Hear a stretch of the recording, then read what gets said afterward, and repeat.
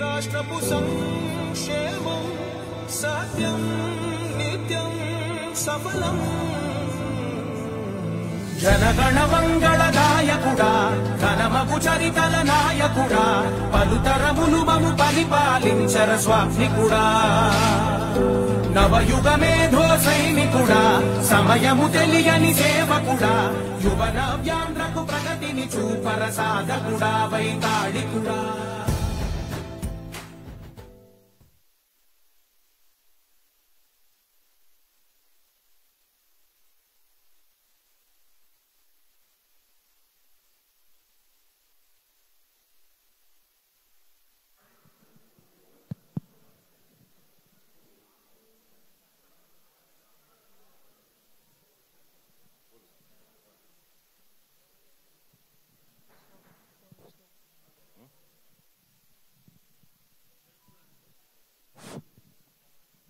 जोहार एनटीआर, जोहार एनटीआर, जोहार एनटीआर.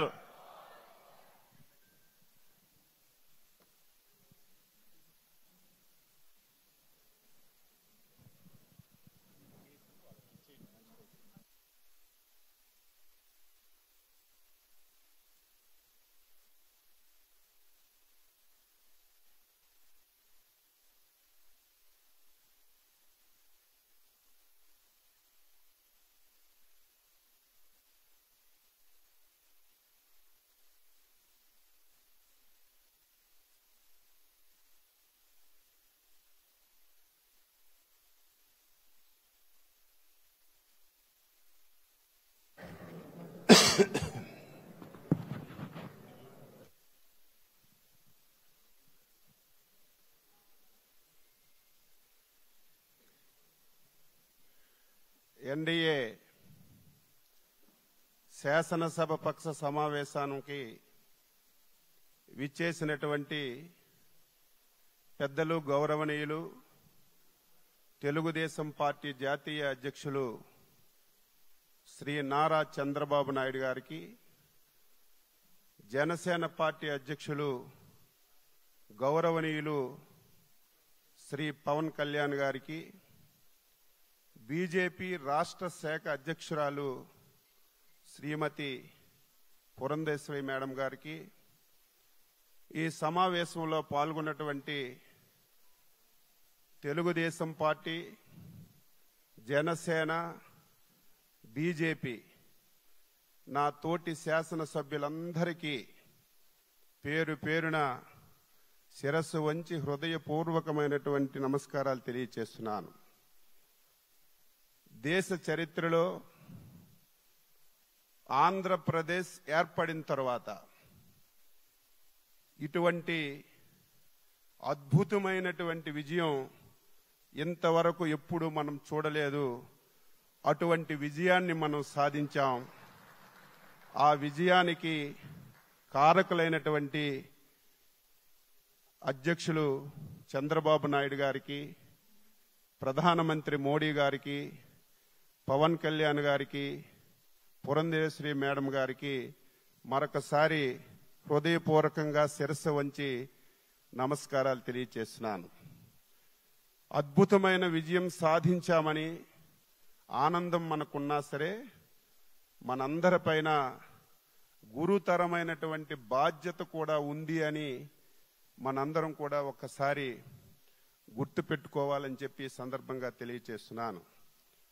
ఈ విజయానికి సహకరించినటువంటి 5 కోట్ల మంది ప్రజానీకానికి, తెలుగుదేశం, బీజేపీ, జనసేన కార్యకర్తలకి, నాయకులకి ఈ సమావేశం ద్వారా శిరస్సు వంచి నమస్కారాలు తెలియజేస్తూ ఈరోజు తెలుగుదేశం పార్టీ శాసనసభ పక్ష నాయకుడిగా శ్రీ నారా చంద్రబాబు నాయుడు గారిని ఏకగ్రీవంగా ఎన్నుకున్నట్లు ప్రకటిస్తున్నాను. మీరందరూ కూడా మీ యొక్క హర్ష ఆమోదాన్ని తెలియజేసి తెలుగుదేశం శాసనసభ్యులందరూ నిల్చొని ఒకసారి మీరు దీన్ని ఆమోదించవలసిందిగా మీ అందరికీ సందర్భంగా కోరుతున్నాను.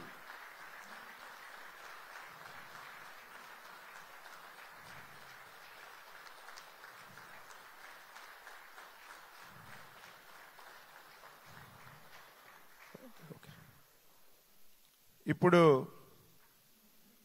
జనసేన అధ్యక్షులు ప్రతిపాదించిన అంటే అండి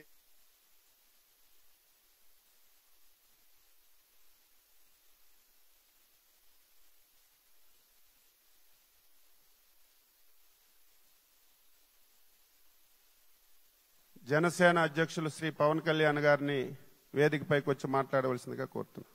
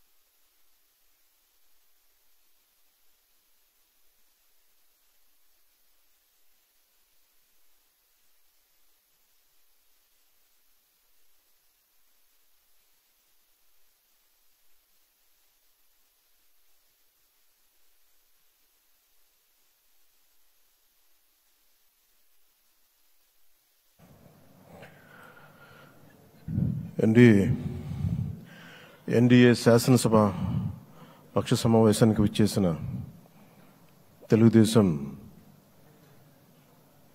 ఎమ్మెల్యేలకి, జనసేన ఎమ్మెల్యేలకి, భారతీయ జనతా పార్టీ ఎమ్మెల్యేలకి మనస్ఫూర్తిగా మీ అందరికీ నా హృదయపూర్వక నమస్కారాలు. మీ అందరికీ నా హృదయపూర్వక స్వాగతం తెలియజేసుకుంటున్నాను. వేదిక పైన తెలుగుదేశం రాష్ట్ర అధ్యక్షులు, మన తెలుగుదేశం పార్టీ రాష్ట్ర అధ్యక్షులు శ్రీ అచ్చెన్నాయుడు గారికి, భారతీయ జనతా పార్టీ అధ్యక్షురాలు శ్రీమతి దగ్గుపాటి పురంధేశ్వరి గారికి నా హృదయపూర్వక నమస్కారాలు. తాడేపల్లిగూడెం సభలో నేను చెప్పినట్టుగా ఒక దార్శనికులు, 4 దశాబ్దాల సుదీర్ఘ అనుభవం, ఎన్నో ఒడిదుడుకులను ఎదుర్కొన్న తెలుగుదేశం జాతీయ పార్టీ అధ్యక్షులు శ్రీ నారా చంద్రబాబు నాయుడు గారికి నా హృదయపూర్వక నమస్కారం.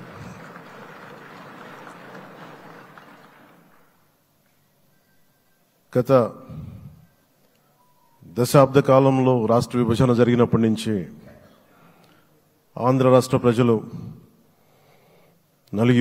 నలిగిపోతున్నారు.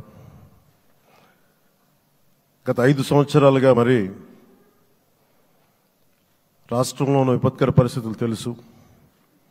మనందరం సమిష్టిగా పోరాటం చేసి కలిసికట్టుగా ఉండి అద్భుతమైన మెజారిటీలతోటి 164 శాసనసభ స్థానాలని ఎన్డీఏ కూటమి దక్కించుకుంది. అద్భుతమైన విజయం. 21 పార్లమెంట్ సభ్యుల్ని మన సెంట్రల్ హాల్లో కూడా మాట్లాడుతూ ఉంటే అందరికీ ఆంధ్రప్రదేశ్ విజయం, తెలుగుదేశం, జనసేన, భారతీయ జనతా పార్టీతో కూడిన ఎన్డీఏ కూటమి విజయం దేశం మొత్తం చాలా ఒక స్ఫూర్తినిచ్చింది. ప్రతి ఒక్కరి విజయాన్ని వారి వారి రాష్ట్రాల్లో ఎలా దీన్ని ముందుకు తీసుకెళ్లాలి, ఒక్క ఓటు చీలకుండా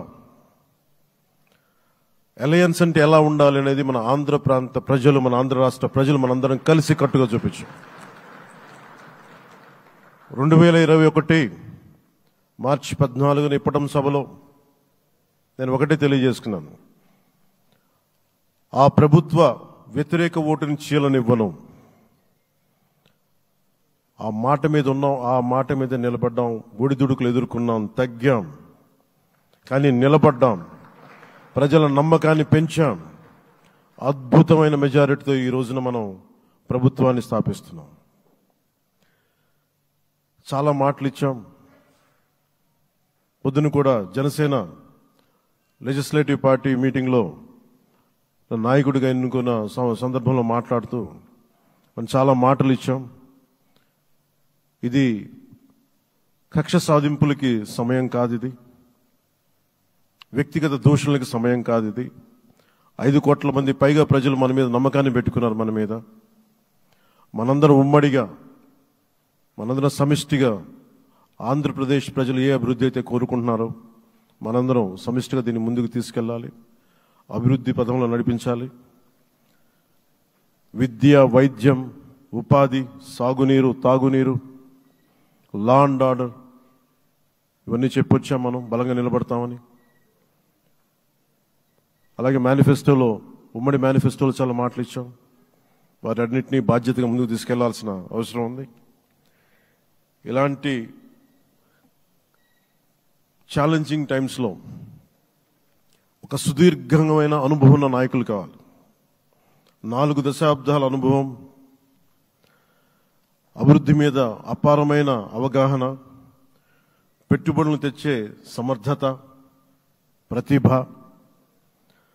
విదేశాల్లో ఉండే నాయకుల్ని, మలేషియా దగ్గర నుంచి, సింగపూర్ దగ్గర నుంచి, యూరోప్ దగ్గర, అమెరికా నుంచి, ఆ దేశాల అధ్యక్షుల్ని తెలుగు రాష్ట్రాల వైపు దృష్టి మళ్లించేంత శక్తి సమర్థత ఉన్న శ్రీ నారా చంద్రబాబు నాయుడు గారికి ఆయన నాయకత్వం చాలా అవసరం. ఆయన అనుభవం చాలా అవసరం. అలాంటి అపారమైన అనుభవం ఉన్న వ్యక్తిని, అనుభవం ఒకటే కాదు, ధైర్యశాలి. ఈ రోజుకి నాకు ఒకటే గుర్తుంటుంది. మన తాడేపల్లిగూడెం సభలో చెప్పాను, చాలా క్లేమోర్ మైన్స్ పేలిపోతే, జీప్ ఎగిరిపోయి కింద పడితే చొక్కా దులుపుకొని ఆయన మళ్లీ వచ్చి రాజకీయం చేసిన వ్యక్తి. ఈ రోజున సైబరాబాద్ ఉంది అంటే అది శ్రీ చంద్రబాబు నాయుడు గారి దార్శనికత. అలాంటి వ్యక్తి, ఆయన అనుభవం ఈ రోజున 2024 ఆంధ్రప్రదేశ్కి ఎన్డీఏ కూటమి తరపు నుంచి ముఖ్యమంత్రి అభ్యర్థిగా శ్రీ నారా చంద్రబాబు నాయుడు గారి పేరుని జనసేన పార్టీ పక్షాన నుంచి మేము బలపరుస్తున్నాం.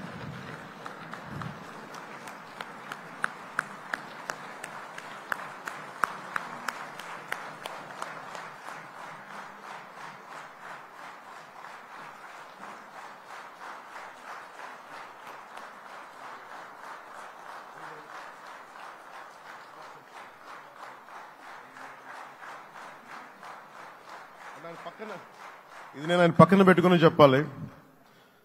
ఆయన నలిగిపోయారు. జైల్లో చూశాను ఆయన్ని. పాపం భువనేశ్వర్ గారి బాధను చూశాను. నేను అనుకున్నాను, అమ్మ మీరు కన్నీళ్ళు పెట్టకండి, మంచి రోజులు వస్తాయని చెప్పిన మంచి రోజులు వచ్చినాయి. వారికి మనస్ఫూర్తిగా వారికి నా హృదయపూర్వక శుభాకాంక్షలు. మీరు అద్భుతమైన పాలన ఇవ్వాలి అందరికీ మనస్ఫూర్తిగా మీకు నేను తెలియజేసుకున్నాను సార్. సో ఇప్పుడు శ్రీ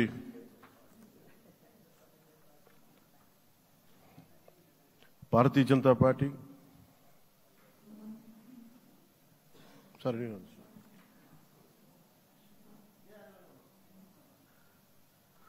భారతీయ జనతా పార్టీ అధ్యక్షురాలు శ్రీమతి దగ్గుపాటి పురంధేశ్వరి గారిని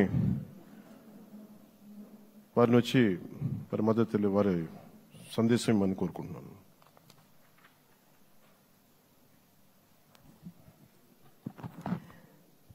సభాయ నమః అంటూ సభాసదస్సుకు నమస్కరిస్తూ, సభాధ్యక్షులు సోదరులు అచ్చెన్నాయుడు గారికి, పెద్దలు నారా చంద్రబాబు నాయుడు గారికి, సోదరులు పవన్ కళ్యాణ్ గారికి, వేదిక ముందున్నటువంటి భారతీయ జనతా పార్టీ, తెలుగుదేశం, జనసేన ప్రజలచే ఎన్నుకోబడినటువంటి మీ అందరికీ పేరు పేరున ముందుగా నా నమస్కారాలు నేను తెలియజేస్తున్నాను. అనూహ్యమైనటువంటి విజయాన్ని మనం సాధించడం జరిగింది. పవన్ కళ్యాణ్ గారు మాట్లాడుతున్నటువంటి సందర్భంలో తెలియజేశారు. ఏ విధంగా ఢిల్లీలో మేము కూర్చున్నటువంటి సందర్భంలో ఆంధ్ర రాష్ట్రంలో జరిగినటువంటి ఎన్నిక జరిగిన తీరు మాత్రమే కాదు, 3 పార్టీల మధ్య ఏర్పడినటువంటి సమన్వయం ఒక రకంగా యావత్ భారతదేశానికి కూడా ఇది ఒక ఎగ్జాంపుల్గా నిలవాలి అని చెప్పి ఢిల్లీలో మాట్లాడుకున్నటువంటి మాట. అటువంటి సందర్భంలో కేవలం ఇక్కడ ఉన్నటువంటి నాయకులకి మాత్రమే కాకుండా ఈ 3 పార్టీలకి సంబంధించినటువంటి ప్రతి కార్యకర్తకి పేరు పేరున నేను శిరస్సు వంచి నా నమస్కారాలు తెలియజేస్తున్నాను. అదేవిధంగా తెలుగు ప్రజలు గడిచిన 5 సంవత్సరాల కాలంలో వారు ఎదుర్కొన్నటువంటి సమస్యలు, ఒక విధ్వంసకర పాలన, విద్వేషపూరిత పాలన, కక్షపూరితమైనటువంటి పాలన ఎదుర్కొన్నటువంటి సందర్భంలో అభివృద్ధి అన్న పదానికి అసలు అర్థం లేకుండా పోయినటువంటి నేపథ్యంలో సంక్షేమం, నిజమైనటువంటి సంక్షేమం అన్నది ప్రజలు దూరమైనటువంటి సందర్భంలో విసిగి వేసారిపోయినటువంటి ప్రజలందరూ కూడా మనం ఊహించలేదు. ఇంతటి ఘనమైన విజయం మనం సాధించగలమని చెప్పి మనం ఊహించలేదు. ఖచ్చితంగా అధికారంలోకి వస్తాము అనేటువంటి భావన ప్రతి ఒక్కరిలో ఉన్నప్పటికీ, ప్రతి నాయకుడికి వచ్చినటువంటి మెజారిటీని ఒక్కసారి మనం చూసినట్లయితే ప్రజలు ఒక కసితోటి ఎట్లాగైనా సరే ఈ యొక్క ప్రజా వ్యతిరేక పాలనకి అంతం పొందించాలి, జగన్మోహన్ రెడ్డి అనేటువంటి ఒక రాక్షసుడు ఎవరైతే పరిపాలిస్తున్నారో ఇంటికి పంపించాలి అనేటువంటి భావన ఏదైతే వారి మనసులో కరుడుగట్టి ఉన్నదో అది వారు బయటికి చెప్పకనే వారు ఓటు మాధ్యమంగా తెలిపినటువంటి నేపథ్యంలో వారందరికీ కూడా, తెలుగు ప్రజలందరికీ కూడా నా ధన్యవాదాలు నేను తెలియజేస్తున్నాను. ఒక పక్క అనూహ్యమైనటువంటి విజయం అని చెప్పి మనం అందరం చాలా సంతోషపడినప్పటికీ, రెండవ పక్కన మనం ఈ విజయం నుండి నేర్చుకోవాల్సినటువంటి పాఠాలు కూడా ఉన్నాయి అని చెప్పి గ్రహించవలసినటువంటి అవసరం ఉన్నది అని చెప్పి గట్టిగా విశ్వసిస్తున్నాను నేను. ఎందుకంటే ఎప్పుడైతే రాష్ట్ర అభివృద్ధిని మనం పట్టించుకోకుండా ప్రజల్ని నిజమైనటువంటి సంక్షేమానికి ఎప్పుడైతే మనం దూరం చేస్తామో, మాకు తెలుసు ఏ విధంగా నిర్ణయం చేయాలి అని చెప్పి ప్రజలు ఈ ఎన్నికల్లో ఓట్ల మాధ్యమంగా వారు మనకి ఒక హెచ్చరిక ఇచ్చారు అని చెప్పి నేనైతే భావిస్తున్నటువంటి నేపథ్యం. కనుక ఈ యొక్క అనూహ్యమైనటువంటి విజయాన్ని, ఈ పరిణామాన్ని మనం గెలిచాము, అధికారంలోకి వచ్చాము అనేటువంటి భావన కన్నా ప్రజాహిత పాలనని, సుపరిపాలనని ఏ విధంగా ప్రజలకు అందించాలి అనేటువంటి విషయం మీద ఖచ్చితంగా మనం అందరం కూడా దృష్టి కేంద్రీకరించవలసినటువంటి ఆవశ్యకత చాలా ఉంది. ఆ సందర్భంలో ఈ 3 పార్టీల యొక్క కలయిక, ఒక్కసారి 3 పార్టీల యొక్క ఆలోచన విధానాన్ని కనుక మనం తరిచి చూసినట్లయితే భారతీయ జనతా పార్టీ ఆది నుండి కూడా ఎప్పుడైతే భారతీయ జనతా పార్టీ ఏర్పడిందో ఆనాటి నుండి కూడా సబ్కే సాత్ సబ్కా వికాస్ అనేటువంటి ఒక సంకల్పంతో ముందుకు వెళ్తున్నటువంటి వైనం మనందరికీ తెలుసు. అదేవిధంగా నందమూరి తారక రామారావు గారు తెలుగుదేశం పార్టీని స్థాపిస్తున్నటువంటి సందర్భంలో సమాజమే దేవాలయం, పేదవాడే దేవుడు అనేటువంటి ఒక విశ్వాసంతో ప్రజల మధ్యకు వచ్చినటువంటి నేపథ్యం. అదేవిధంగా జనసేన ఆవిర్భావం చూసినా కూడా సమాజంలో ఎక్కడైనా సరే పేదవాడికి, సాధారణ పౌరుడికి గనక అన్యాయం జరిగినట్లయితే గళం విప్పి ప్రశ్నిస్తాము అంటూ ముందుకు వచ్చినటువంటి నేపథ్యం. కనుక ఈ మూడు పార్టీల యొక్క ఆవిర్భావం, వారి యొక్క ఆలోచన విధానం చూసినట్లయితే ఒకే దిశలో ఒకే రకంగా ఉన్నటువంటి విషయాన్ని మనం గమనించాలి. అంటే సమాజంలో ఉన్నటువంటి సాధారణ పౌరుడికి న్యాయం చేయాలి, పేదవాడికి నిజమైనటువంటి సంక్షేమాన్ని అందించాలి అనేటువంటి లక్ష్యం ఈ మూడు పార్టీలకు ఉన్నటువంటి సందర్భంలో ఈ మూడు పార్టీల యొక్క కలయిక నిజంగా ఒకంత ఆలస్యమైనా కూడా ఇది రాష్ట్రానికి చాలా అవసరమైనటువంటి కలయిక అని చెప్పి నేను భావిస్తున్నాను.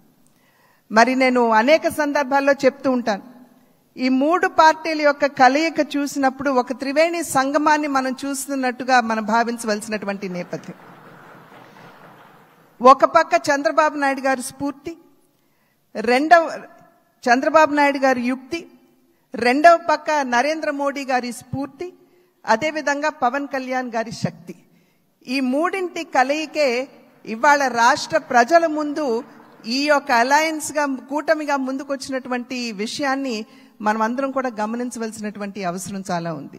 ఇందాక చెప్పినట్లుగా ప్రజా సంక్షేమ పాలనని, సుపరిపాలనని ఏ విధంగా ప్రజలకు అందించాలి అనేటువంటి విషయం మీద దృష్టి పెడుతూ కక్షపూరితంగా ముందుకు వెళ్లకుండా మనం కూడా మన కార్యకర్తలకి తెలియజేస్తూ వారిని కూడా ఒకంత శాంతింపపరుస్తూ, ఎందుకంటే గడిచిన 5 సంవత్సరాల కాలం వారు ఎదుర్కొన్నటువంటి సమస్యలు ఏదైతే ఉన్నాయో, ఇబ్బందులు ఏవైతే ఉన్నాయో వాటి నేపథ్యంలో ఒకంత అత్యుత్సాహం కావచ్చు ముందుకు వచ్చి మరి ఏ విధంగా మనం ముందుకు వెళ్ళాలి అనేటువంటి అంశం మీద దృష్టి సారిస్తున్నటువంటి సందర్భంలో మనం సంయమనాన్ని పాటించడం మాత్రమే కాకుండా మన కార్యకర్తలు కూడా మనం సమయాన్ని పాటించవలసినటువంటి ఆవశ్యకతని వారందరికీ తెలియజేయవలసినటువంటి బాధ్యత మన మీద ఉన్నది అని చెప్పి తెలియజేస్తూ, ఏదైతే ఇప్పుడు సోదరులు పవన్ కళ్యాణ్ గారు మరి ప్రతిపాదించారో చంద్రబాబు నాయుడు గారిని మన నాయకుడిగా ఎన్నుకోవటం, నేను దాన్ని సమర్థిస్తున్నాను అని చెప్పి తెలియజేస్తూ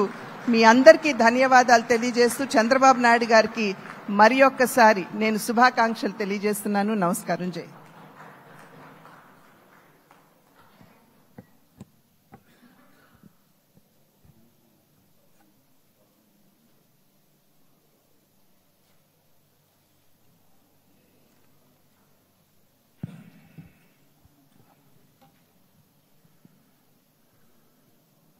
ఇప్పుడు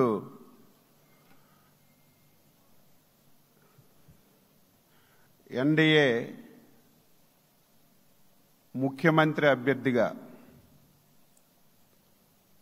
మనందరం ఏకగ్రీవంగా ఎన్నిక చేయబడినటువంటి పెద్దలు, గౌరవనీయులు శ్రీ నారా చంద్రబాబు నాయుడు గారు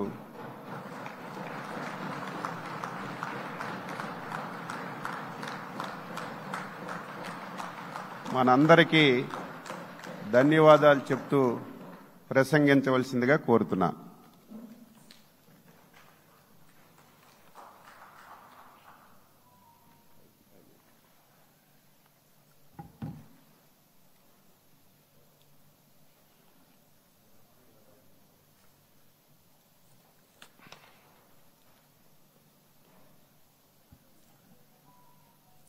అందరికీ నమస్కారాలు. గౌరవనీయులు జనసేన అధ్యక్షులు మిత్రులు పవన్ కళ్యాణ్ గారు, అదే సందర్భంలో బీజేపీ రాష్ట్ర పార్టీ అధ్యక్షురాలు పురంధేశ్వరి గారు, గౌరవనీయులు అచ్చెన్నాయుడు గారు, ఈ సమావేశానికి విచ్చేసినటువంటి నూతనంగా ఎంపికైనటువంటి ఎన్డీఏ ఎమ్మెల్యే అభ్యర్థులందరికీ పేరు పేరున మనస్ఫూర్తిగా నమస్కారాలు, అభినందనలు, శుభాభినందనలు. అందరూ కూడా మనస్ఫూర్తిగా కంగ్రాచులేషన్స్. అదే సమయంలో మీరందరూ కలిసి నన్ను శాసనసభ నాయకుడిగా, ఎన్డీఏ శాసనసభ నాయకుడిగా ఎన్నుకున్నందుకు మనస్ఫూర్తిగా అందరికీ నమస్కారాలు తెలియజేస్తున్నా, అభినందనలు తెలియజేస్తున్నా, ధన్యవాదాలు. ఇప్పుడే మిత్రులు మాట్లాడారు. నేను కూడా చాలా ఎన్నికలు చూశాను. ఈసారి రాష్ట్ర చరిత్రలో ఎప్పుడూ ఇవ్వనటువంటి తీర్పు ఇచ్చారు. ఈ తీర్పు మళ్ళీ నిలబెట్టుకునే బాధ్యత మనందరిపైన ఉంటుంది. అయితే రాష్ట్రంలో ఉండే 5 కోట్ల ప్రజలందరికీ శిరస్సు వంచి పాదాభివందనం చేస్తున్నా. ఈ రాష్ట్రాన్ని కాపాడుకోవడానికి మీరు చూపించిన చొరవ కోసం అందరం కూడా ఒకటి క్యాంపెయిన్ చేశాం. ప్రజలు గెలవాలి, రాష్ట్రం నిలబడాలి. ప్రజలు గెలిచారు. రాష్ట్రాన్ని నిలబెట్టే బాధ్యత ఇక్కడుండే శాసనసభ్యులపైన, మనందరిపైన ఉంది. ఈ విషయం మనం గుర్తుపెట్టుకోవాల్సిన అవసరం ఉంది. ఒక అరాచక పాలన, ఒక విధ్వంసకర పాలన. మామూలుగా ఇది చూస్తే ఈ కూటమి ఏర్పాటు చేసినప్పుడు కూడా నేను ఎప్పుడూ మర్చిపోలేను. ఇప్పుడే పురంధేశ్వరి గారు చెప్పారు, పవన్ కళ్యాణ్ గారు చెప్పారు. 3 పార్టీలు కూడా ఒక అత్యున్నతమైన ఆశయాల కోసం పార్టీలు పెట్టినప్పటికీ ఈరోజు కలయిక కూడా మీరు చూస్తే, ఈ కలయికని చాలా ఎన్నికలు చూశాను కానీ నా చరిత్రలో ఎన్నికలైన తర్వాత కంప్లైంట్స్ ఉండేటివి. ఇక్కడ పలానోళ్ళు సరిగా పనిచేయలేదు, ఇక్కడ ఈ నాయకులు కోఆపరేట్ చేయలేదని. నేను చూసిన మొట్టమొదటి ఎన్నిక, ఈసారి ఎన్నికల్లో మాత్రం 100% 3 పార్టీల నాయకులు, కార్యకర్తలు సమిష్టిగా పనిచేశారు. దానికి కారణం మనం ఒకసారి అన్వేషిస్తే, ప్రజలు మనోభావాలకు అనుగుణంగా మన కార్యకర్తలు కూడా ప్రవర్తించే పరిస్థితికి వచ్చారు. రాష్ట్రంలో ఉండే ప్రతి ఒక్క కార్యకర్తని, 3 పార్టీల తరపున ఉండే ప్రతి ఒక్క కార్యకర్తని, నాయకుడిని మనస్ఫూర్తిగా అభినందిస్తున్నా, ధన్యవాదాలు తెలియజేస్తున్నా, కృతజ్ఞతలు తెలియజేస్తున్నా. మేము చాలా వేవ్స్ చూసాం. 94లో 1 సైడ్ ఎన్నికలు జరిగాయి. అప్పుడు కూడా ఇన్ని సీట్లు రాలా, ఇన్ని ఓట్లు రాలా. ఈరోజు మనం చూస్తే 175 సీట్లకు గాను 164 సీట్లు గెలిచాం. అంటే 11 సీట్లే ఓడిపోయాం. అంటే స్ట్రైకింగ్ రేట్ 93%. అంటే మామూలుగా 93% రావడం అనేది దేశ చరిత్రలోనే అరుదైన అనుభవం ఇది. అలాంటి అనుభవం ఇక్కడ చూపించారు. ఓటింగ్ కూడా 57% ఓట్లు వేశారు. మనకు 50% ఓట్లు వేస్తే ఎక్కువ అనుకుంటాం. అలాంటిది 57% ఆవరేజ్గా ఈ రాష్ట్ర ప్రజానీకం మనల్ని ఆశీర్వదించారంటే మనలో ఎంత బాధ్యత పెరిగిందో మనం ఒక్కసారి గుర్తుపెట్టుకోవాల్సిన అవసరం ఉంది. జిల్లాల వారిగా, పార్లమెంట్ల వారిగా విశ్లేషిస్తే శ్రీకాకుళం క్లీన్ స్వీప్ 7కు 7 గెలిచాం. విజయనగరం అన్నీ గెలిచాం. అరకు 2-3 ఎన్నికల్లో మనం గెలవకుండా ఈసారి ఎన్డీఏ అభ్యర్థులు చూస్తే 7కు 5 గెలిచాం. మన దురదృష్టం పార్లమెంట్ పోయింది. అక్కడి నుంచి వైజాగ్ 7కు 7 గెలిచాం. అనకాపల్లి 7కు 7 గెలిచాం. దెన్ తూర్పు గోదావరి, కాకినాడ, అమలాపురం, రాజమండ్రి, నరసాపురం, పక్కన వస్తే ఏలూరు, మచిలీపట్నం, కృష్ణా, గుంటూరు, నరసరావుపేట, బాపట్ల అన్స్టాపబుల్ 7కు 7 గెలిచాం. అక్కడి నుంచి నెల్లూరు ఒక్క ఒంగోలులో బ్రేక్ పడింది, ఒక 2 సీట్లు పోయినాయి. అక్కడి నుంచి నెల్లూరు 7కు 7 గెలిచాం, తిరుపతి 7కు 7 గెలిచాం. కానీ దురదృష్టం పార్లమెంటు పోగొట్టుకున్నాం. చిత్తూరు ఎప్పుడు ఇన్ని సీట్లు గెలవాలి, 7కు 7 గెలిచాం. అక్కడి నుంచి రాజంపేటలో 7కు 4 గెలిచాం, 3 సీట్లు పోగొట్టుకున్నాం, పార్లమెంటు పోయింది.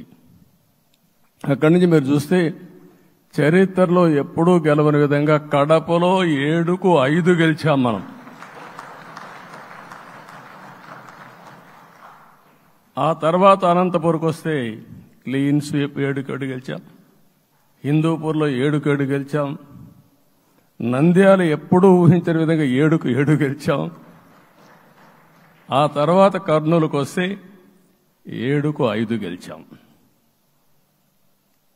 నేను ఈ 11 మందిని కూడా అదే మారిగా జనసేన మిత్రులు పవన్ కళ్యాణ్ గారు 21 సీట్లు తీసుకొని 21 గెలిచాడు.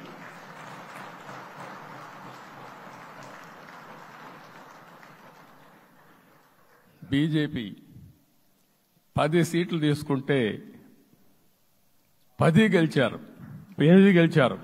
అంటే 10కి 8 గెలవడం అనేది ఒక చరిత్ర. ఆ 2 సీట్లు కూడా కొన్ని ప్రత్యేకమైన కారణాల వల్ల ఓడిపోయాం తప్ప ఇంకోటి కాదు. అంటే ఇక్కడ ఒక లెసన్ మనందరికీ అర్థమైంది ఏంటంటే, అభ్యర్థులు గట్టిగా నిలబడుకున్న ప్రతి ఒక్క చోట ప్రజలు మనల్ని ఆశీర్వదించారు, గెలిపించారు. ఇదే ఈ యొక్క ఎన్నికల్లో మనందరం గుర్తుపెట్టుకోవాల్సిన ఒక ప్రత్యేకమైన విషయం. నేను చాలాసార్లు ఎన్నికలైన తర్వాత సమీక్షలు చేసుకున్నాం, కానీ ఇలాంటి విజయం, ఎలాంటి సాటిస్ఫాక్షన్ ఎప్పుడూ లేదు. దీనికి కారణం ప్రజలు మన మీద నమ్మకం పెట్టుకున్నారు. పార్లమెంట్ ఎన్నికల్లో కాదు, అసెంబ్లీ ఎన్నికల్లో చూస్తే 95,000 ఓట్ల మెజారిటీతో గెలిపించారు. గాజువాక 95,000 ఓట్ల మెజారిటీతో గెలిపించారు. ఈ విషయాలు నేను పవన్ కళ్యాణ్ గారు ఢిల్లీకి వెళ్ళినప్పుడు, పురంధేశ్వరి గారు వచ్చినప్పుడు, ఈ రాష్ట్రంలో ఇచ్చిన మ్యాండేట్ వల్ల ఢిల్లీలో మమ్మల్ని అందరూ గౌరవించే పరిస్థితికి వచ్చారు. మీ గెలుపు వల్ల ఈరోజు ఆంధ్రప్రదేశ్ రాష్ట్ర ప్రతిష్ట పెరిగింది, గౌరవం పెరిగింది. మనకు కూడా గౌరవం పెంచుకునే పరిస్థితికి వచ్చాం. అయితే ఇక్కడ ఒక విషయం మనం గుర్తుపెట్టుకోవాల్సింది, ఎంపిక చేసినప్పుడు అన్ని విషయాలు మేము కూలంకుషంగా ఆలోచించాం. ఏ సీటు ఏ అభ్యర్థులు ఏ పార్టీ తీసుకుంటే గెలుస్తారో ఆలోచించాం. ఒకసారి నేను చాలాసార్లు చూసినప్పుడు సీట్ల ఎంపికలో చాలా సమస్యలు వచ్చేటివి. మొట్టమొదటిసారిగా మొన్న ఎంపికల్లో కూడా చిన్న చిన్న సమస్యలు తప్ప ఎక్కడ పెద్ద సమస్యలు రాలేదు. అంటే మేమందరం కూడా ఒకటి ఆలోచించాం, గెలిపే ధ్యేయంగా పనిచేయాలి. కాబట్టి ఏ సీట్లో ఎవరు సీట్ ఇస్తే వాళ్ళు గెలుస్తారో ఆ సీట్లే ఇచ్చాం. అదే సమయంలో సీట్లు ఇచ్చిన తర్వాత ప్రతి ఒక్కరూ గౌరవించి గెలిపించే బాధ్యతకు వచ్చారు. ఇంకొక పక్కన ఈరోజు మిమ్మల్ని అందరినీ ఇప్పుడే పవన్ కళ్యాణ్ గారు చెప్పినట్టు వారి యొక్క సమయ స్ఫూర్తిని నేను ఎప్పుడూ మర్చిపోలేను.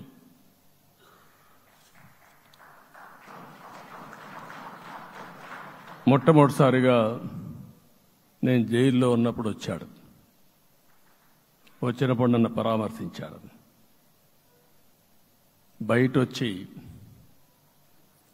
ఈ రాష్ట్రం అంత మునుపు చెప్పినా అంత మునుపు అనేక సందర్భాల్లో ప్రభుత్వ వ్యతిరేక ఓటు చీలకూడదని చెప్పారు. కానీ నన్ను చూసి బయటికి వెళ్ళిన తర్వాత ఈరోజు తెలుగుదేశం జనసేన పొత్తు పెట్టుకుంటున్నామని చెప్పిన మొదటి వ్యక్తి పవన్ కళ్యాణ్ గారు. అప్పటికే బీజేపీతో పొత్తుంది.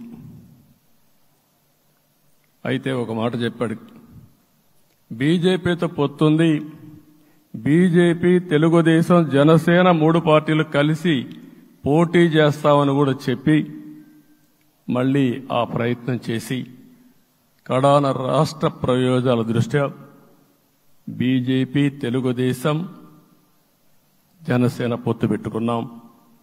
మనస్ఫూర్తిగా ఆయన అభినందిస్తున్నా. ఆ రోజటి నుంచి ఎలాంటి పొరపక్షాలు లేకుండా కలిసి పనిచేశారు. మాకు కొన్ని అనుమానాలు ఉండేటివి. ఓటు ట్రాన్స్ఫర్ అవుతుందా లేదా, ఓటు ట్రాన్స్ఫర్ కాకపోతే ఎక్కడన్నా సీట్లు నష్టపోతామని. అందుకే మీరు ఒకసారి చూస్తే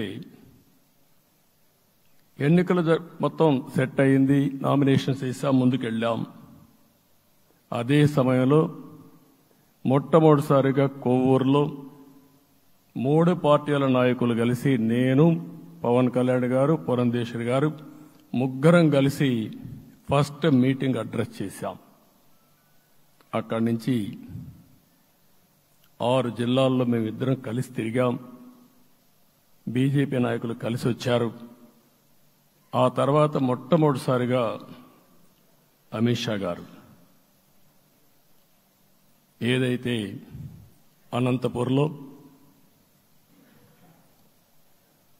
ధర్మవరం కాన్స్టిట్యున్సీకి వచ్చారు. నేను మొన్న నేషనల్ మీటింగ్లో కూడా చెప్పాను. ఆయన వచ్చినప్పుడు చాలా స్పష్టంగా ఎందుకు మేము పొత్తు పెట్టుకున్నామనే విషయాలు చెప్తూ ఈ ప్రభుత్వ అవినీతిని ఎండగట్టారు, సూటిగా మాట్లాడారు. ఆ ఒక్క మీటింగ్తో రాష్ట్రం మొత్తం ఒక నమ్మకం వచ్చింది.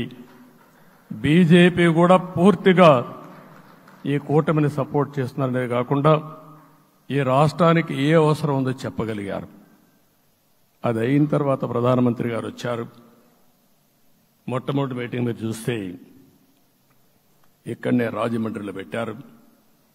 రాజమండ్రిలో స్పష్టత ఇచ్చారు, దేని అనకాపల్లిలో స్పష్టత ఇచ్చారు. తర్వాత రాజంపేటలో మాట్లాడుతూ చాలా క్లియర్గా చెప్పారు. ఇదే విజయవాడకు వచ్చినప్పుడు రోడ్ షో పెడితే నా జీవితంలో ఎప్పుడూ చూడలేదు, ప్రధానమంత్రి గారు కూడా అదే చెప్పారు, బ్రహ్మాండమైన రోడ్ షో విజయవాడలో జరిగిందని ప్రధానమంత్రి గారు కూడా అభినందించే పరిస్థితికి వచ్చారు. ఇవన్నీ కలయికే మన విజయం. ఈ విషయం మనం గుర్తుపెట్టుకోవాల్సిన అవసరం ఉంది. మీరు కష్టపడ్డారు. నేను చాలా ఎన్నికల్లో చూశాను. అందరూ అభ్యర్థులు కూడా ఈ ఎన్నికల్లో కష్టపడిన విధానం కానీ ఇంత కష్టం నేను ఎప్పుడూ చూడలేదు. ఒక్క మాటలో చెప్పాలంటే ప్రతి ఒక్కరూ మనసు పెట్టి పనిచేశారు. అందుకే ఈ గెలుపు వచ్చిందని చెప్పి కూడా నేను మీకు తెలియజేస్తున్నా. మీ అందరి సహకారంతో రేపు ప్రమాణ స్వీకారం చేస్తున్నాను. దానికి మీ అందరికీ ధన్యవాదాలు. రేపు ప్రమాణ స్వీకారానికి నరేంద్ర మోడీ గారు ప్రధానమంత్రిగా వారు వస్తున్నారు. అదే మరిగా ఎన్డీఏ నాయకులు వస్తున్నారు. ఇది ఒక అరుదైన అనుభవం. అంటే నేను 4వసారి ముఖ్యమంత్రిగా ప్రమాణ స్వీకారం చేస్తున్నాను కానీ ఈసారి దీనికి ఉండే ప్రాధాన్యత, ప్రజలు మన మీద పెట్టుకున్న నమ్మకం, నష్టపోయారు, ఇబ్బందులు పడ్డారు, మన మీద హోప్ పెట్టుకున్నారు. తిరిగి నేను ఒక్కడినే చేసే కార్యక్రమం కాదు, అందరం సమిష్టిగా మళ్లీ ప్రజలకు రుణం తీర్చుకునే సమయం ఆసన్నమైంది. దానికి ఈ రాష్ట్రానికి పూర్తిగా కేంద్ర సహకారం అవసరం. నిన్న పోయినప్పుడు కూడా నేను చాలా స్పష్టంగా కేంద్ర నాయకత్వాన్ని కోరాను. అటు అమిత్ షా గారిని, అదే మరి ప్రధానమంత్రి గారిని అందరినీ కోరాం. పూర్తిగా సహకరిస్తామని వారు హామీ ఇచ్చారు. దానికి మనందరి తరపున కేంద్రంలో ఉండే ప్రధానమంత్రి నరేంద్ర మోడీ గారిని, అదే మరిగా అమిత్ షా గారిని, కేంద్ర నాయకత్వాన్ని, అదే మరిగా బీజేపీ దేశ అధ్యక్షుడైనటువంటి నేషనల్ ప్రెసిడెంట్ గారి నడ్డా గారిని మనస్ఫూర్తిగా అభినందిస్తున్నానని చెప్పి కూడా నేను మీకు తెలియజేస్తున్నాను.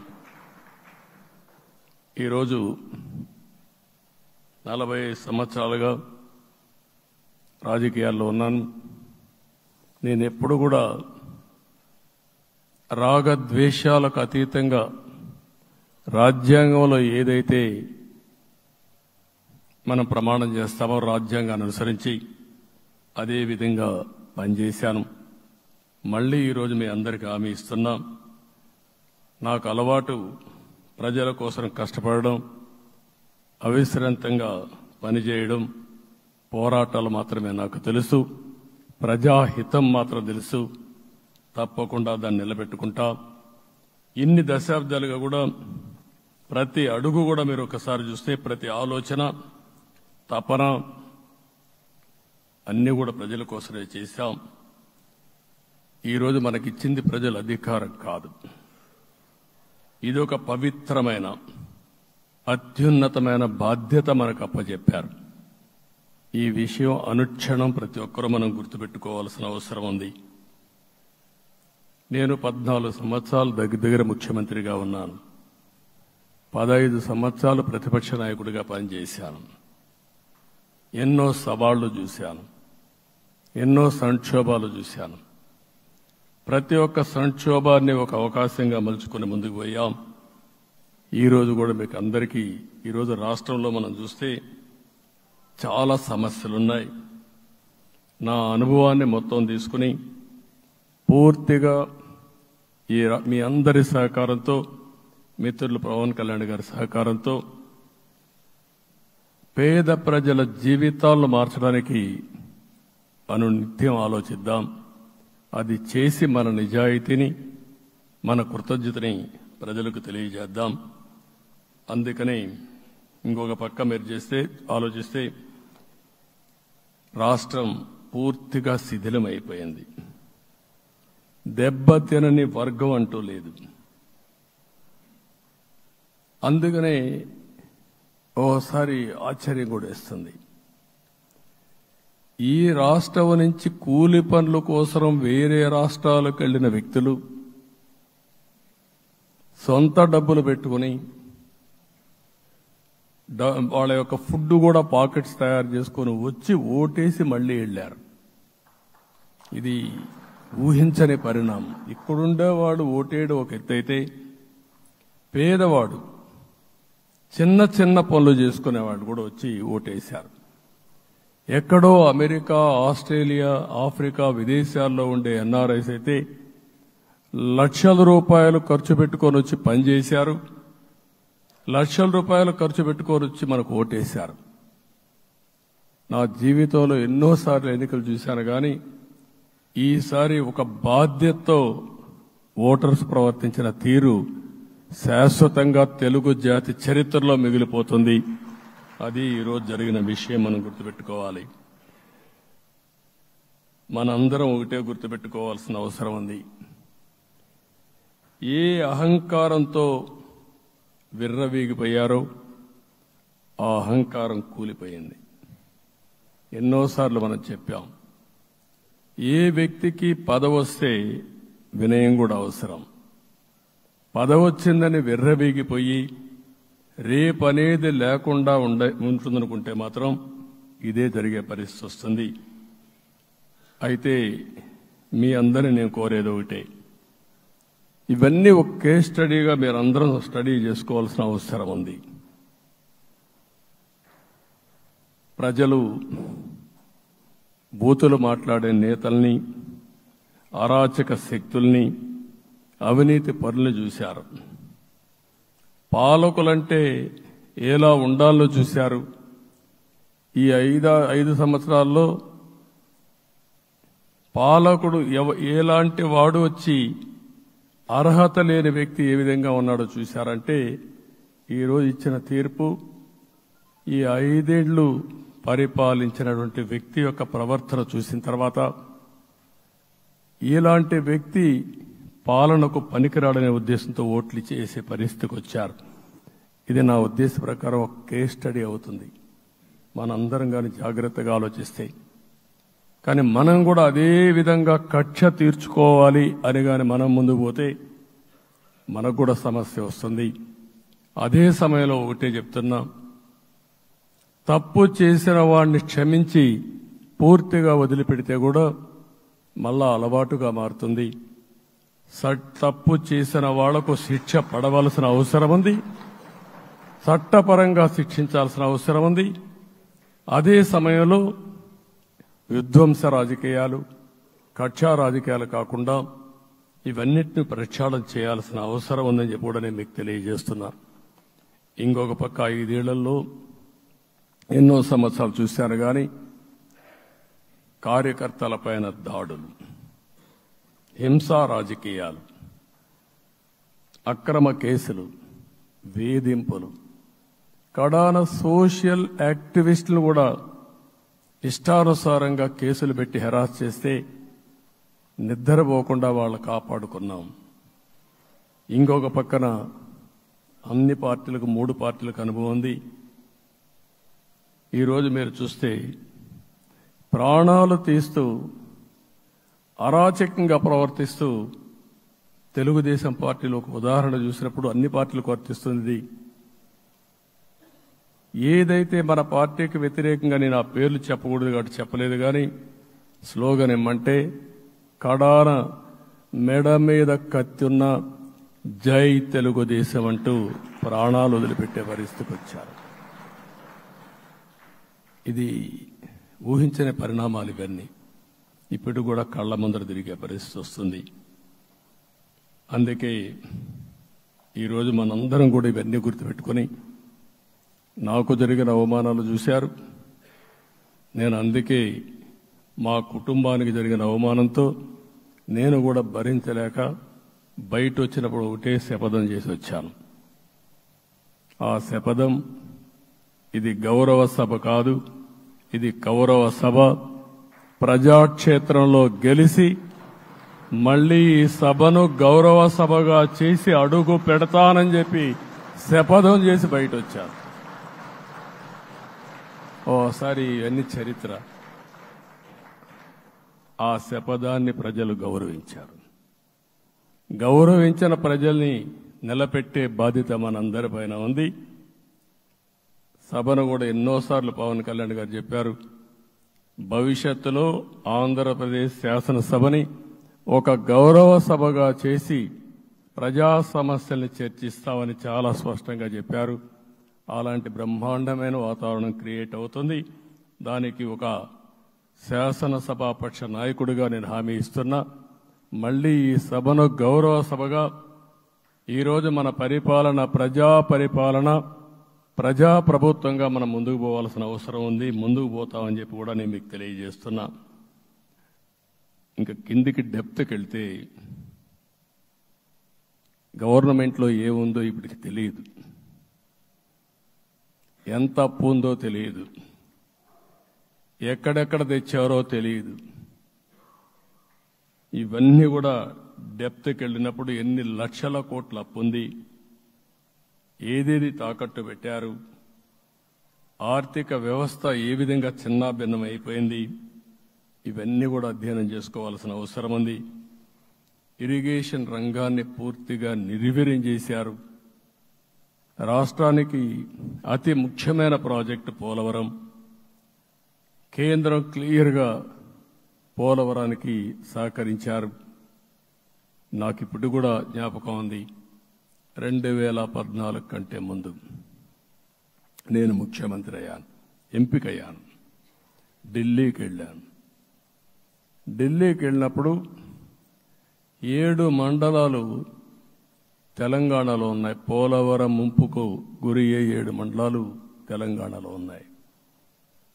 ఆ 7 మండలాలు అక్కడుంటే జూన్ 2వ తారీఖున నోటిఫికేషన్ వస్తే ఆ తర్వాత తెలంగాణ అనుమతి ఉంటే తప్ప, పునరావాసానికి ఒప్పుకుంటే తప్ప మనం పోలవరం కట్టే పరిస్థితి లేదు.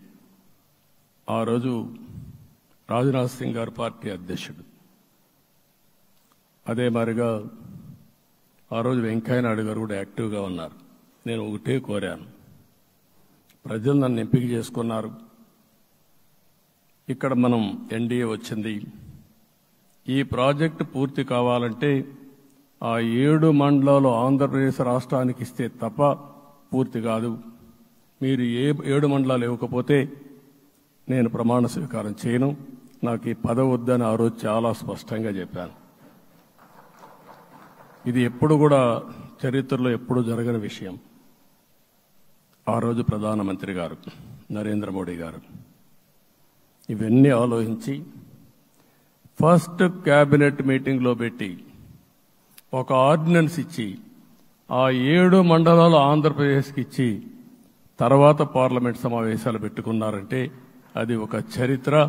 అంటే ఆ రోజు కానీ కేంద్రంగాన 7 మండలాలు ఇవ్వకపోయుంటే పోలవరం ప్రాజెక్టు ప్రారంభమయ్యేది కాదు.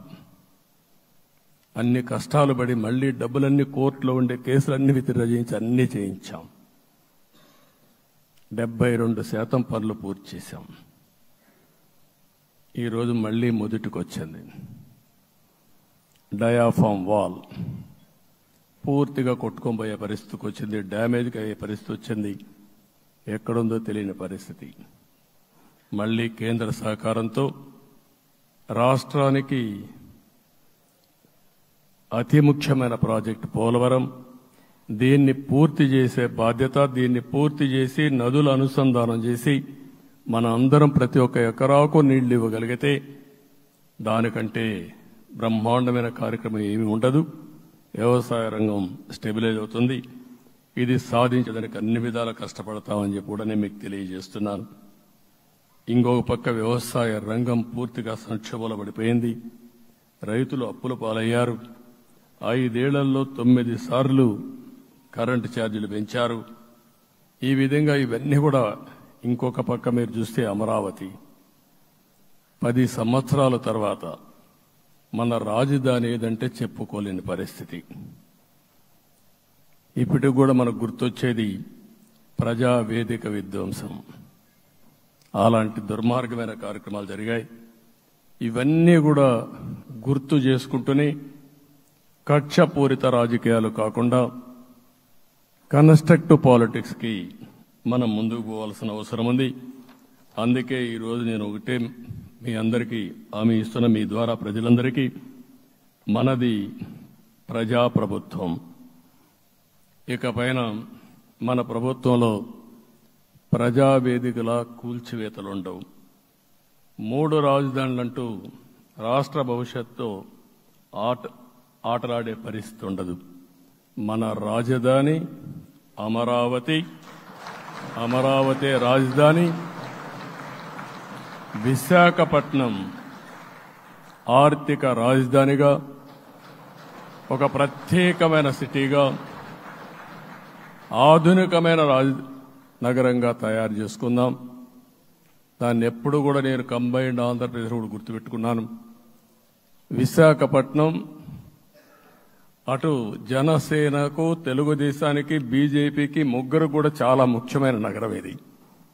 ఎందుకు నేను ఈ మాట అంటున్నానంటే, లాస్ట్ ఎలక్షన్లో 2014లో హరిబాబు అక్కడ ఎంపీగా గెలిచారు.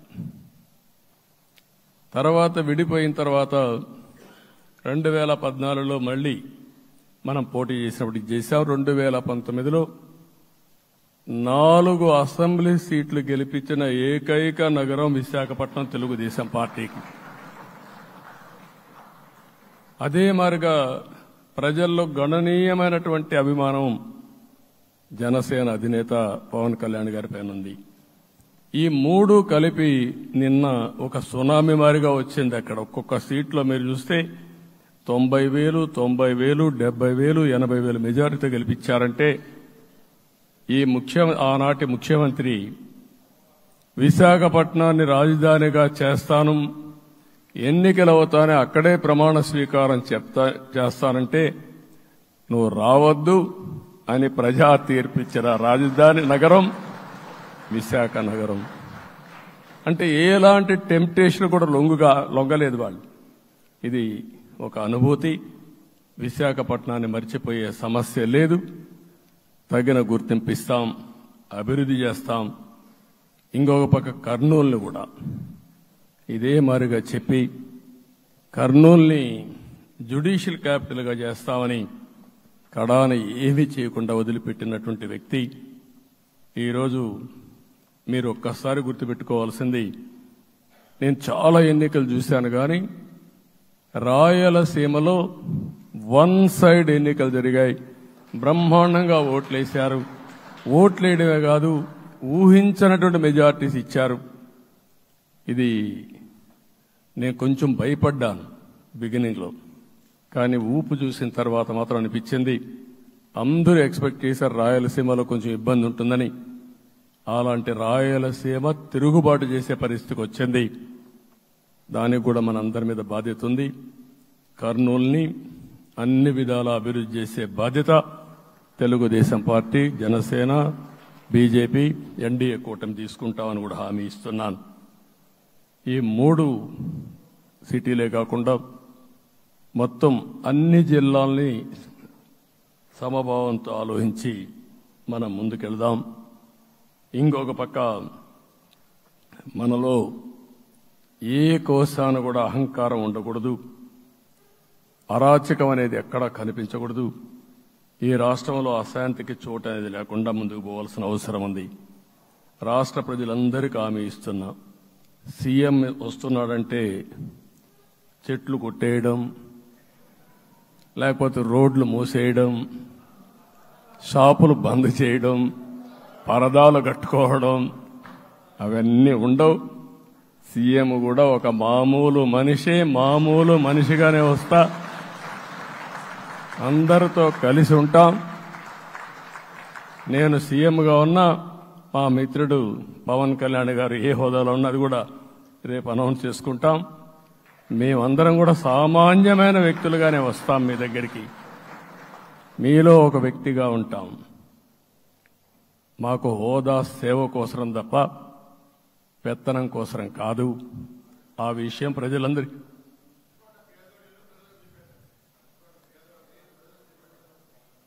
అవన్నీ చేస్తాం. ఇంకొక పక్కన నిన్న మొన్న నేను వస్తానంటా ఉంటే వాళ్ళకు కూడా తెలుసు కాబట్టి ఎన్డీఏ అభ్యర్థిగా అంటే శాసనసభ నాయకుడిగా ఎన్నుకుంటారనే ఉద్దేశంతో, ముఖ్యమంత్రి అవుతాను ఉద్దేశంతో రోడ్లన్నీ కూడా నిలిపేస్తాను. నేను ఒకటే చెప్పాను, మేము వచ్చినప్పుడు ఒక్క నిమిషం ఒక సిగ్నల్కి ఇంకొక సిగ్నల్కి కొద్దిగా గ్యాప్ పెట్టుకోండి. అవసరమైతే ఒక 5 నిమిషాలు లేట్ అయినా మాకు పర్వాలేదు, కానీ ప్రజలు ఎవ్వరికీ ఇన్కన్వీనియన్స్ కలగకూడదని చాలా స్పష్టంగా ఆదేశాలు ఇచ్చాం. కాబట్టి అవన్నీ మనం చేద్దాం. ఇంకొక పక్కన దాడులు చేసి బాధితులపైనే కేసులు పెట్టే పరిస్థితి ఉండదు ఈ రోజు నుంచి. అది కూడా మనం చూశాం. ఏ ఒక్కరి ఆత్మగౌరవానికి భంగం కలగదు. ఒక పాజిటివ్ గవర్నెన్స్ అన్ని చోట్ల కనపడిస్తుంది. ప్రజాహితం కోసమే పనిచేస్తాం. ప్రతి నిర్ణయం, ప్రతి అడుగు ప్రజల కోసమే ఉంటుంది. స్టేట్ ఫస్ట్ అనే నినాదంతో ముందుకు పోతాం. ఈరోజు మేము ముగ్గురం కూడా ఢిల్లీలో వెళ్ళినప్పుడు కూడా మా ఆలోచన ఈ రాష్ట్రం ముందుండాలనే ఉద్దేశంతోనే ముందుకు పోయాం. అదే సమయంలో ఈరోజు మన రాష్ట్రానికి కూడా సముచితమైన గౌరవం. 3 మంత్రులు కేంద్రంలో మన వాళ్ళు ఉండే పరిస్థితికి వచ్చారు. ఒక పక్కన రామ్మోహన్ నాయుడు శ్రీకాకుళం ఎంపీ, ఆయన కేంద్రంలో మంత్రి పదవి, కేబినెట్ పదవి వచ్చింది. ఇంకొక పక్కన పెంబసాని చంద్రశేఖర్కి స్టేట్ మినిస్టర్గా ఎంఓఎస్ కింద ఇచ్చారు. మూడోది కూడా ఒక సామాన్యమైన కార్యకర్త Srinivasa Varma, Narasapur MP, BJP MP, ఈరోజు కేంద్రంలో మంత్రి స్థానం వచ్చింది. ఓసారి బీజేపీలో కూడా ఇది ఒక ప్రత్యేకత. ఆయన ఎంపీ ఇచ్చినప్పుడు నాకే ఆశ్చర్యం వేసింది. ఒక మామూలు వ్యక్తి ఎంపీ ఇచ్చారు. అప్పుడు ఆలోచించినప్పుడు నేను ఫస్ట్ మీటింగ్ పోతే వచ్చాడు. వచ్చినప్పుడు నేను ఎంక్వైరీ చేస్తే ఆయన స్ట్రాంగ్గా పార్టీ కోసం పనిచేశాడు. ఒక పార్టీ కార్యకర్తను గుర్తించిన పార్టీ భారతీయ జనతా పార్టీ. అది కూడా తెలుగుదేశంలో కూడా చేస్తున్నాం, జనసేనలో కూడా చేస్తున్నాం. వారి యొక్క ప్రత్యేకత. ఈరోజు నిన్న కూడా మనం అందరం చూస్తే మోదీ గారు మొన్నే మీటింగ్ అయినప్పుడు చూశాం, ఆయన స్పీచ్ను కూడా చూశాం. నేను కూడా చాలా స్పష్టంగా చెప్పాను, 10 సంవత్సరాల మోడీ గారి పరిపాలన దేశ ప్రతిష్ట పెంచింది. ప్రపంచంలోనే భారతీయులకు గుర్తింపు వచ్చింది. 11వ స్థానంలో ఉన్న ఆర్థిక వ్యవస్థ ఈరోజు 5వ స్థానానికి తీసుకొచ్చారు. ఇంకొక పక్కన ఎన్డీఏ 3.0 ఈ పరిపాలన 5 ఏళ్లలో 5వ స్థానం నుంచి 3వ ఆర్థిక అతిపెద్ద దేశంగా భారతదేశం ఎమర్జ్ కాబోతుంది. ఇది మన దేశానికి గర్వకారణం. ఇంకొక పక్కన ఆయన కల వికసిత్ భారత్ 2047, మనందరి కల వికసిత్ ఆంధ్రప్రదేశ్. ఇది మనందరం ఒక కలగా పెట్టుకొని ముందుకు పోవాల్సిన అవసరం ఉంది. అదే సమయంలో మనందరి ఆలోచన పేదరికం లేని సమాజం, zero poverty nation, zero poverty state, zero poverty నియోజకవర్గం. ఇది ఎన్టీ రామారావు గారి కళ. ఆయన చాలాసార్లు నేను మొన్న కూడా చెప్పాను, ఒకప్పుడు కమ్యూనిజం, క్యాపిటలిజం, సోషలిజం ఇది ఆర్థిక సంస్కరణ రాని ముందు ప్రతి ఒక్కరిని అడిగే విధానం. ఎవరిని అడిగినా మీరు ఏ సైడ్ ఉంటారని అడిగేవాళ్ళు. అలాంటి సమయంలో ఎన్టీ రామారావు గారిని మీరు ఏ ఇజాన్ని నమ్ముతారో చెప్పమంటే, నాకు ఈ ఇజాల గురించి తెలియదు, నాకు తెలిసింది ఒకే ఒక ఇజం, అది హ్యూమనిజం అని చెప్పిన ఏకైక నాయకుడు భారతదేశంలో ఎన్టీ రామారావు గారు. ఆయన ఆ రోజు చెప్పింది పేదరికం లేని సమాజాన్ని సృష్టించాలని, పేదవాళ్లే దేవుళ్ళు, సమాజమే దేవాలయం అని చెప్పిన వ్యక్తి. ఆ కళని సాధికారం చేద్దాం. అదే నేను నిన్న చెప్పినప్పుడు కూడా ఈ దేశం అభివృద్ధి కావడంలో ఎలాంటి అనుమానం లేదు. కానీ ఆ అభివృద్ధి ఫలితాలు పేదవాళ్లకు తీసుకుపోవడంలో కాన్షియస్ ప్రజా నిర్ణయాలు తీసుకోవాలి, పబ్లిక్ పాలసీ తీసుకోవాలి. దానికి మన రాష్ట్రం నాంది పలికి కేంద్రానికి కూడా ఒక ఆదర్శంగా మనం నిరూపించుకుందాం. దానికి మీరందరూ కూడా మీ స్థాయిల్లో మీరు చేయాల్సిందిగా నేను కోరుకుంటూ ఈరోజు ప్రజలందరికీ విజ్ఞప్తి చేస్తున్నాం. మీరు ఓట్లు వేశారు, మమ్మల్ని గెలిపించారు, మీరు గెలిచారు, మీ పని అయిపోలేదు. కానీ మమ్మల్ని అనునిత్యం ఆశీర్వదించుతూ నడిపించే బాధ్యత ప్రజల్ని తీసుకోమని పూర్తిగా కోరుకుంటున్నాం. ప్రజాస్వామ్యంలో ఎప్పుడు కూడా ఓట్లేసి బాధ్యత లేకుండా ఉండేవాళ్ళు, కావాల్సింది అడిగేవాళ్ళు. నిన్న ఎన్నికల్లో చాలా మందిని చూశాను. ఫస్ట్ టైం పోలింగ్ ప్రారంభం అవుతానే అరాకొర వచ్చేవాళ్ళు. పోలింగ్ పోస్ట్ స్టేషన్లో కూడా మనుషులు ఉండేవాళ్ళు కాదు. కొంతమంది మధ్యతరగతి అబవ్ ఉండేవాళ్ళైతే ఎప్పుడో మధ్యాహ్నం పైన పోదామని ఇంట్లో లీజర్గా పడుకునేవాళ్ళు. మధ్యాహ్నం పైన కూడా ఖాళీగా ఉంటే వచ్చేవాళ్ళు. ఎండలు ఎక్కువ ఉంటే కొంతమంది అవాయిడ్ చేసేవాళ్ళు. అందుకే మొన్న ఎన్నికల్లో మీరు చూస్తే ఫస్ట్ అవర్లో ప్రతి ఒక్క పోలింగ్ స్టేషన్ ఫుల్గా క్యూలు ఉన్నాయి. ఆ క్యూలు కంటిన్యూ అయింది. మీరు చూస్తే రాత్రి 2 గంటల వరకు క్యూలో నిలబడుకొని ఓట్లు వేశారంటే వాళ్ళ బాధ్యత వాళ్ళు నెరవేర్చారు. దానికి మనం అందరం గుర్తుపెట్టుకొని ఏ విధంగా చేయాలనో మనం కూడా చేయాల్సిన అవసరం ఉంది. ప్రజలందరికీ విజ్ఞప్తి చేస్తున్నా, మమ్మల్ని నడిపించండి. ఎక్కడైనా మేము తప్పు చేస్తే చెప్పే విధానం కూడా ఎస్టాబ్లిష్ చేస్తాం. ఎప్పటికప్పుడు ఫీడ్బ్యాక్ ఇవ్వండి. ఫైనల్గా కలిసి సాగుదాం, రాష్ట్రాన్ని పునర్నిర్మాణం చేద్దాం. నా జీవితంలో నేను చాలా చూశానుగా నాకు ఒకటే కోరిక, భారతదేశం ప్రపంచ దేశాల్లో నెంబర్ 1 దేశంగా తయారు కావాలి. అవుతుంది, దాంట్లో అనుమానం లేదు. 2047కి ప్రపంచంలో భారతదేశం మొదటి స్థానం బాగా పనిచేసుకుంటే, లేకపోతే 2వ స్థానంలో మనం ఉంటాం. అదే సమయంలో ప్రపంచం మొత్తం భారతీయులు నెంబర్ 1 స్థానంలో ఉంటారు. అది నరేంద్ర మోడీ గారి కళ. అది డెఫినెట్గా జయప్రదం అవుతుందని నేను ప్రగాఢంగా విశ్వసిస్తున్నా. ఇందులో నా స్వార్థం కూడా ఉంది. తెలుగు జాతి ప్రపంచంలోనే నెంబర్ 1గా ఉండాలనేది మన కోరిక. ఇప్పటికీ మీరు చూస్తే హైయెస్ట్ పర్ క్యాపిటా ఇన్కమ్ ప్రపంచంలో ఏ దేశంలోకి వెళ్ళా భారతీయులు సంపాదిస్తున్నారు. అందులో అగ్రస్థానంలో తెలుగు వాళ్ళు ఉన్నారు. అదే సమయంలో ఈ రాష్ట్రాన్ని నెంబర్ 1గా చేయాలనే సంకల్పం మనందరికీ ఉండాల్సిన అవసరం ఉంది. ఇది అసాధ్యం కాదు. ఈ రోజు ఉండే పరిస్థితిని సవరిస్తూనే మళ్లీ నిర్మాణాత్మకంగా వెళ్తే ఒక నిర్దిష్టమైన సమయం ప్రకారం ఆంధ్రప్రదేశ్ రాష్ట్రాన్ని నెంబర్ 1 చేసుకునే అవకాశం ఉంటుంది. అదే సమయంలో జీరో పావర్టీ. మన ఆలోచనలన్నీ కూడా ఒకటే మీరు ఆలోచించుకోవాలి. ఎవరైతే పేదవాళ్ళు ఉన్నారో, పేదవాళ్ళలో నిరుపేదలు ఉన్నారో దానిపైన దృష్టి పెట్టాలి.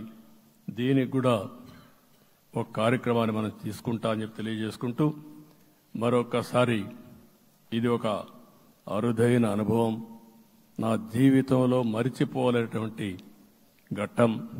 దీనికి మిమ్మల్ని అందరినీ ఎన్డీఏ అభ్యర్థిగా ముఖ్యమంత్రిగా నన్ను ఎంపిక చేసిన ఎన్డీఏ ఎమ్మెల్యేలందరినీ పేరు పేరున మనస్ఫూర్తిగా అభినందిస్తూ, మరొకసారి బాధ్యత ఈ రోజు నుంచి ఇంకా ఎక్కువైంది. నిన్నటి వరకు ఈ రాష్ట్రంలో ప్రతి ఒక్కరికి నిద్ర లేని రాత్రులే, నా ఒక్కడికే కాదు. ఇప్పుడు తలుసుకుంటే ఓసారి బాధేస్తుంది. ఆ బాధపడిన రోజులు చూసుకుంటే, ఒక వ్యక్తిని జైల్లో పెట్టినప్పుడు నాకు 40 రోజుల నుంచి 90 రోజులు 100 రోజులు పట్టేది మళ్ళా బయట తేవాలంటే. మళ్ళా జైల్లో ఏం చేస్తారో తెలియదు. అక్కడి నుంచి ఇంకా ప్రెషర్ మౌంటప్ చేసుకుంటూ వచ్చాం.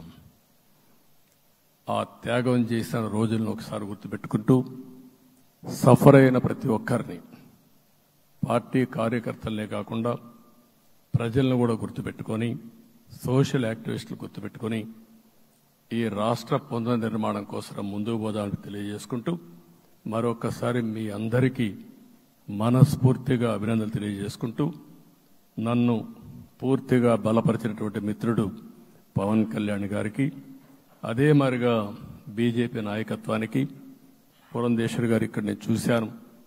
మేమిద్దరం, వారు ఎంపీ అభ్యర్థిగా ఉన్నప్పటికీ ఎప్పుడో కంప్లైంట్ చేసినా లేకుంటే కోఆర్డినేషన్ ప్రాబ్లం వచ్చినా ఇమీడియట్గా స్పందించి వారు కూడా కోఆర్డినేట్ చేశారు. అందరూ కూడా ఎక్కడా పొరపచ్చాలు లేకుండా మనస్ఫూర్తిగా చేశాం కాబట్టి ఈ గెలుపు సాధ్యమైంది. ఈ గెలుపుకు సహకరించిన ప్రతి ఒక్క నాయకుడికి, ప్రతి ఒక్క పార్టీకి, ప్రతి ఒక్క కార్యకర్తకి, ప్రజలందరికీ కూడా పేరు పేరున మనస్ఫూర్తిగా నమస్కారాలు తెలియజేసుకుంటూ మీ అందరి దగ్గర సెలవు తీసుకుంటున్నాను. జై హింద్, జై హింద్.